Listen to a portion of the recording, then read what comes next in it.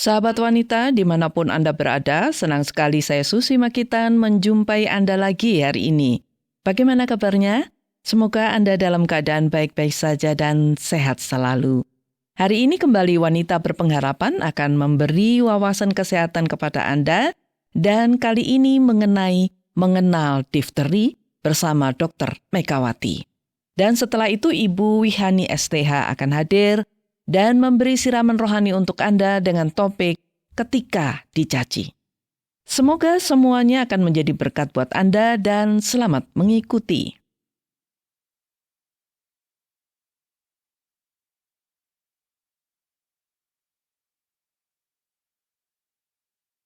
Sahabat wanita, difteri masih sering dijumpai bahkan bisa mewabah di Indonesia. Pada tahun 2017, Kementerian Kesehatan menunjukkan adanya kasus difteri di 95 kabupaten dan kota dari 20 provinsi. Secara keseluruhan ada 622 kasus dan 32 diantaranya meninggal dunia. Jadi bisa dibilang difteri masih merupakan ancaman bagi negara kita. Nah, ada baiknya kita mengenal difteri agar kita bisa waspada dan menghindar dari penyakit ini. Hari ini saya akan berbincang-bincang dengan Dr. Megawati mengenai difteri. Semoga perbincangan ini akan membantu Anda memiliki pengetahuan mengenai difteri. Dan saat ini Dr. Megawati sudah ada di studio. Apa kabar, Dok? Baik-baik saja, Bu Susi. Kayaknya agak sedikit batuk ya, Dok ya? Ya, begitu. Terima kasih sudah hadir di studio dan kali ini kita akan membahas mengenai difteri. Nah, Dok, dari data yang diberikan Kementerian Kesehatan menunjukkan bahwa difteri masih perlu diwaspadai.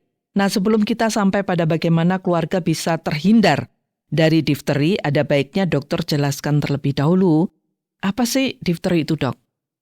Difteri itu adalah infeksi bakteri yang menyerang selaput lendir pada hidung dan tenggorokan. Oh, hidung dan tenggorokan ya. Tapi juga bisa menyerang pada bagian kulit yang lain. Oh, itu bisa kulit juga ya? Iya. Jadi infeksi bakteri begitu saja yang namanya ya. Corynebacterium diphtheri. Oh, itu nama bakterinya gitu, difteri ya. Nah, siapa yang berisiko terserang penyakit ini? Sebenarnya setiap orang akan berisiko. Semua orang bisa terserang penyakit difteri ini. Hanya pada orang dewasa yang relatif kekebalan tubuhnya baik, dia menjadi tidak terlalu berbahaya. Hanya mungkin sebagai faktor penularan. Dia bisa menularkan. Tapi dia sendiri nggak sakit itu. Mungkin dia nggak sakit atau dia seperti flu saja. Tetapi ini bahaya untuk anak-anak balita. Karena dapat menyebabkan kematian. Jadi semua usia bisa ya, terkena dari anak-anak penyakit difteri sampai ini. Dewasa. Tapi yang paling berbahaya adalah balita ya, Dok ya? Iya. Nah, ini kan dikatakan sangat menular difteri ini. Nah, penularannya bagaimana, Dok? Penularannya bisa terhirup percikan ludah penderita di udara saat penderita bersin atau batuk.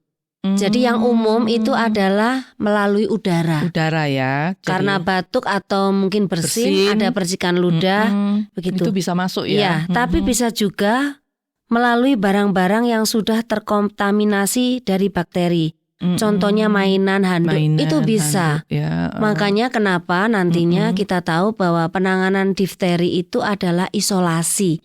Dan semua barang yang sudah masuk di dalam kamar itu tidak boleh dibawa keluar lagi. Ya. Karena bisa melalui barang-barang yang sudah terkontaminasi tadi. Itu bisa menularkan ya. Iya, atau juga yang terakhir bisa karena sentuhan langsung pada luka borok. Jadi difteri bisa menyerang kulit menjadi borok. Oh gitu. Nah, itu yang menjadi sumber penularan. Yang umum terhirup. Terhirup ya, itu pada umumnya terhirup ya. Ludah. Tanda-tandanya bagaimana? Kan orang bilang awalnya seperti flu ya. Kemudian bagaimana, Dok? Ya, jadi ada masa inkubasi atau masa tunggunya 2-5 hari setelah bakteri itu terhisap atau masuk di dalam tubuh kita.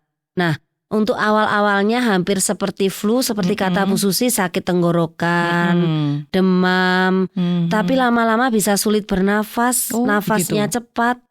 Terus ada bengkak di kelenjar limfe lehernya ya. Lemah.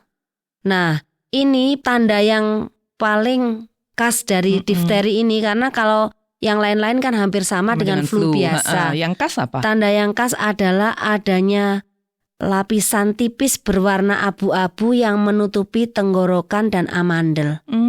Jadi warnanya abu-abu ya? Warnanya abu-abu, lapisannya itu tipis. Nah, itu yang menutupi tenggorokan dan amandel, khas ya. Jadi bukan putih, ada yang kesangkut, tidak. Jadi itu seperti membran. Jadi seperti tertutup begitu. Gitu. Warnanya tadi apa? Abu-abu? Abu-abu. Iya. Itu dokter pasti tahu ya. Oh, ini pasti difteri gitu. Kalau sudah tertutup warna abu-abu ya, Dok ya? Iya. Lalu pengobatannya bagaimana? Kalau sudah pasti dia dapat difteri, orang itu atau anak itu? Pengobatannya pasti harus di rumah sakit karena anak ini harus diisolasi. Isolasi ya. Benar-benar nggak boleh ini ya, Dok ya, nggak boleh berjumpa dengan orang gitu karena mudah tertular ya orang lain. Dia jadi menularkan.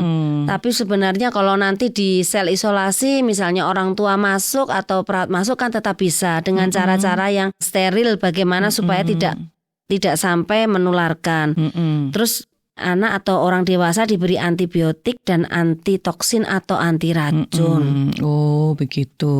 Iya. Itu pengobatannya ya. Tapi yang jelas dia harus dibawa ke rumah sakit ya. Iya. Nah, sekarang pertanyaannya, ada yang orang kena difteri atau anak difteri dia bisa sembuh. Tapi kalau sampai meninggal ini karena apa, Dok? Jadi begini Bu Susi, bakteri difteri itu akan menghasilkan racun yang akan membunuh sel-sel sehat dalam tenggorokan. Oh, begitu. Jadi akhirnya menjadi sel mati. Nah, sel mati inilah tadi yang membentuk membran atau lapisan tipis abu-abu pada tenggorokan. Gitu. Jadi lapisan tipis itu sebenarnya sel mati karena diracun. Nah, racun ini juga berpotensi menyebar ke dalam darah, tidak hanya di tenggorokan saja. Dalam darah ya? Kalau dia menyebar di dalam darah, ikut aliran darah, dia ke jantung, dia merusak otot jantung. Namanya miokarditis, dia merusak ginjal, dia merusak sistem saraf. Nah, dia misalnya sistem saraf itu membuat dia sulit menelan, sampai kelumpuhan pada diafragma, jadi membuat dia tidak bisa bernafas. Aduh, itu ya. Jadi racunnya itu yang racunnya. Jadi ada pembengkakan saraf kaki dan tangan. Nah, kalau dia ke jantung tadi gagal jantung, mati, kalau ke otak meninggal. bisa ya? Ke otak jarang, biasanya ke ginjal. Ginjalnya juga mengalami keracunan sehingga gagal ginjal. Waduh, ini yang membuat penderita itu bisa meninggal ya. Kalau ke otak juga bisa menyebabkan ini, pokoknya saraf-saraf. Jadi mati semua ya. Bahaya sekali difteri ini, racunnya yang bahaya. Racunnya ya. Iya. Ya, racunnya khususnya yang masuk dalam darah itu ya. Jadi bisa kemana-mana, ke jantung, ginjal tadi ya, Dok ya. Iya, jadi bisa meninggal dunia. Penderita meninggal dunia ya. Karena sesak nafas Bu Susi, nggak bisa nafas. Nggak bisa nafas itu yang membuat meninggal ya. Nah, sekarang cara mencegahnya bagaimana supaya kita ini yang mengenal sudah difteri ini seperti itu, bahayanya orang bisa meninggal. Nah, caranya mencegah bagaimana ini, Dok? Pencegahan sudah dimulai dengan yang pertama adalah vaksinasi pada anak-anak di bawah usia 1 tahun. Itu sudah diinjeksi DTP, vaksin difteri yang campur dengan tetanus dan pertusis atau batuk rejan selama 3 kali. Makanya jangan lupa para orang tua harus mengimunisasi anaknya ya, putra-putrinya 3 kali pada waktu kurang dari 1 tahun. Dilanjutkan pada waktu dia umur 1,5 tahun, 5 tahun, 10 tahun, dan 18 tahun. 18 masih ya, harus ya. Iya, itu sebenarnya untuk boosternya, jadi untuk pencegahan. Pencegahannya gitu ya, jadi ada vaksinnya ya. Kan sebenarnya kan kalau orang dewasa yang terkena itu kan kita nggak khawatir dengan kematian gitu loh Bu Susi. Karena daya tahan tubuhnya masih kuat lah, lebih kuat dari anak-anak gitu ya. Baik Dok, terima kasih untuk penjelasan mengenai difteri dari gejalanya sampai pengobatannya dan juga cara mencegahnya. Dan ini semoga juga berguna bagi para pendengar yang saat ini mendengarkan, khususnya mereka yang punya anak balita ya Dok ya. Terima kasih banyak, sampai jumpa di program berikutnya ya Dok ya. Iya, sampai jumpa Bu Susi.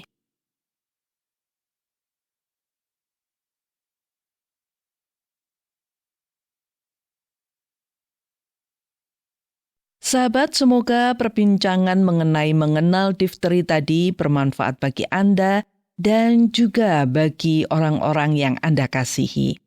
Tetaplah bersama Wanita Berpengharapan karena sesaat lagi Ibu Wihani STH akan memberikan siraman rohani untuk Anda.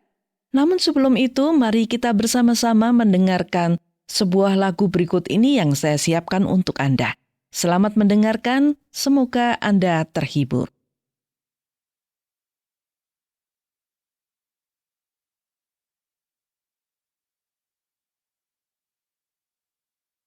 Sahabat Wanita Berpengharapan, saya Wihani senang bersama Anda tentunya pada kesempatan yang indah ini. Saya yakin pengetahuan tentang kesehatan jasmani, khususnya tentang mengenal difteri yang dibawakan oleh Ibu Susi dan Dr. Megawati tadi, sangat bermanfaat bagi kita semua. Nah, sekarang jiwa kita pun membutuhkan kesehatan tentunya. Kali ini, saya akan membagi renungan buat kita semua dengan topik ketika dicaci. Sahabat, dalam hidup ini tentu kita ingin selalu mendapatkan kata-kata yang baik dari siapapun. Kita selalu mengharapkan kata pujian dari orang-orang di sekeliling kita, termasuk dari suami dan anak-anak kita. Kata-kata yang baik seperti kata pujian, sanjungan, serta kata-kata cinta yang kita dapatkan dari orang lain, tentu akan membuat hidup kita berbunga-bunga dan bahagia. Tetapi dari pengalaman hidup kita, tentu tidak selamanya kita mendapatkan kata-kata manis atau kata-kata yang baik, bukan? Kita pasti pernah mendapat kata cacian. Bahkan agak sering kita mendapatkan baik itu dari orang-orang yang terdekat maupun dari orang-orang yang tidak kita kenal. Sahabat, biasanya orang memberi kata pujian atau kata yang baik kepada kita karena kita dianggap layak untuk menerimanya. Karena ada yang baik dan ada yang luar biasa yang keluar dari diri kita untuk orang lain. Sehingga orang memuji atau menyanjung kita. Atau orang ingin mendapatkan sesuatu dari kita, maka ia memuji dan menyanjung kita terlebih dahulu. Dan kata cacian akan kita terima bila kita dianggap mengecewakan, tidak menyenangkan, tidak peduli, tidak peka, atau kita sudah merugikan orang lain. Jarang orang mencaci kita karena kita dianggap baik. Jadi, cacian akan kita terima bila orang lain tidak puas dengan kita, atau kita dianggap telah menyakiti orang lain. Sahabat, ketika kita dicaci maki orang, tentu hati kita sakit. Timbul amarah dan juga benci. Karena kita merasa bahwa kita tersakiti. Lalu kita bereaksi. Bisa saja kita balik mencaci maki. Dan bisa saja cacian kita lebih keras daripada yang kita terima. Kita cenderung membalas caci maki dengan caci maki. Rasanya tidak bisa diam saja bila orang mencaci maki kita. Dan seperti pengalaman kita, jika orang saling mencaci, maka akan timbul pertengkaran dan masalah tidak terselesaikan. Jadi, masalah cacian dengan cacian tidak menyelesaikan masalah dan tidak membuat luka hati kita sembuh. Awalnya kita merasa puas, bisa membalas cacian dengan cacian yang lebih keras. Tetapi pada akhirnya, kita kehilangan energi, kehilangan sejahtera, kehilangan damai kalau ada dendam yang tersisa. Lalu bagaimana?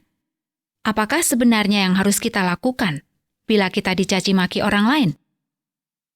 Sahabat, mari kita mendengarkan apa kata Tuhan kita Yesus Kristus berikut ini, agar kita mendapat pengajaran yang benar dalam menghadapi caci maki. Tuhan Yesus mengatakan, "Tetapi kepada kamu yang mendengarkan aku berkata, kasihilah musuhmu, berbuatlah baik kepada orang yang membenci kamu. Mintalah berkat bagi orang yang mengutuk kamu. Berdoalah bagi orang yang mencaci kamu." Perkataan Tuhan Yesus ini terdapat dalam Lukas pasal yang ke-6, ayat yang ke-27 sampai ayat yang ke-28. inilah ajaran Tuhan kita Yesus Kristus. Kita tidak perlu membalas caci maki dengan caci maki. Tetapi yang harus kita lakukan ialah mendoakan orang yang mencaci maki kita. Mungkin kita sudah pernah mendengar ajaran ini, tetapi belum pernah kita mempraktekkan dalam hidup kita. Kita merasa sulit melakukannya, sehingga kita mengabaikan saja perintah itu. Tetapi Tuhan Yesus menghendaki kita melakukannya. Karena mendoakan orang yang mencaci kita akan menghindarkan kita dari pertengkaran. Mendoakan orang yang mencaci kita akan memampukan kita untuk mengampuni, dan kita terhindar dari kebencian dan permusuhan. Mendoakan orang yang mencaci kita akan membawa damai sejahtera, ketenangan, dan kemenangan. Sahabat, mari kita praktekkan apa yang dikatakan Yesus kepada kita hari ini. Mari kita mulai mencoba mendoakan semua orang yang pernah mencaci kita. Mari kita mulai untuk tidak membalas cacian orang dengan cacian. Tapi mari kita tanggapi cacian dengan diam, tenang, dan berdoa bagi orang yang mencaci kita. Bila sulit memulai, mintalah Tuhan menolong Anda untuk mampu merespons cacian dengan doa. Tuhan Yesus ingin kita menjauh dari caci maki dan kebencian. Tuhan Yesus ingin kita mengampuni orang yang mencaci kita. Dan Tuhan Yesus ingin hidup kita tenang dan damai, sehingga hidup kita bisa membawa damai bagi orang lain.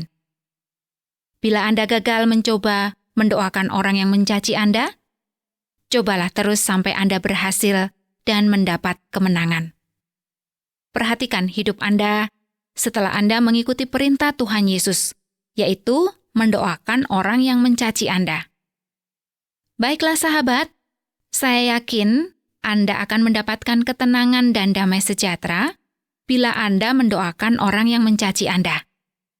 Saya akan menutup renungan ini dengan sekali lagi membacakan perintah Yesus untuk kita hari ini yang mengatakan, "Tetapi kepada kamu yang mendengarkan aku berkata, kasihilah musuhmu, berbuatlah baik kepada orang yang membenci kamu. Mintalah berkat bagi orang yang mengutuk kamu. Berdoalah bagi orang yang mencaci kamu." Tuhan akan selalu menolong dan memberkati Anda. Amin.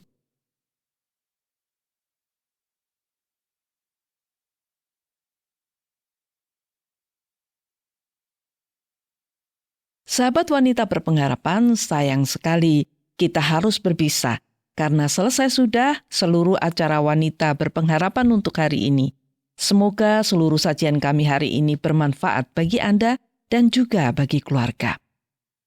Bila Anda ingin menanggapi acara ini atau Anda ingin membagikan pengalaman hidup Anda, langsung saja hubungi Wanita Berpengharapan melalui SMS atau WA ke nomor 081 333 777 386. Saya ulangi nomornya 081 333 777 386. Akhirnya saya Susi Makitan mohon pamit dan sampai jumpa. Terima kasih Anda sudah mengikuti program kami. Jika Anda diberkati, jangan lupa like, komen, dan share supaya Anda tidak ketinggalan setiap program terbaru kami.